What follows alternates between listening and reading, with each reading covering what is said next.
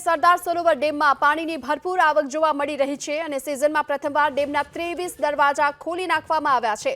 ડેમના 23 દરવાજા 2.2 મીટર સુધી ખોલી અને નદીમાં પાણી છોડાઈ રહ્યું છે। જો કે ડેમમાં અત્યારે 3,37,367 ક્યુસેક પાણીની આવક જોવા મળી રહી છે અને તેના કારણે જ સિઝનમાં પ્રથમવાર ડેમના આ 23 દરવાજા ખોલી અને ડેમમાંથી 3,95,000 ક્યુસેક પાણી છોડવામાં આવી રહ્યું છે। ભરૂચ, વડોદરા, નર્મદાના 42 ગામોને અત્યારે એલર્ટ જાહેર કરી દેવામાં આવ્યા છે, કારણ કે સતત પાણી છોડાતા નર્મદા નદીમાં પાણીનું જળસ્તર પણ સતત વધી રહ્યું છે। એવામાં ભરૂચ, વડોદરા, નર્મદાના 42 ગામોને એલર્ટ જાહેર કરાયા। ગુજરાતની જીવાદોરી સમિત નર્મદા ડેમમાંથી આજે 23 ગેટ ખોલી 3.5 લાખ ક્યુસેક પાણી નર્મદા નદીમાં છોડવામાં આવતા નર્મદા જિલ્લો, ભરૂચ જિલ્લો અને વડોદરા જિલ્લાના નર્મદા કાંઠાના ગામોને એલર્ટ કરી દેવામાં આવશે।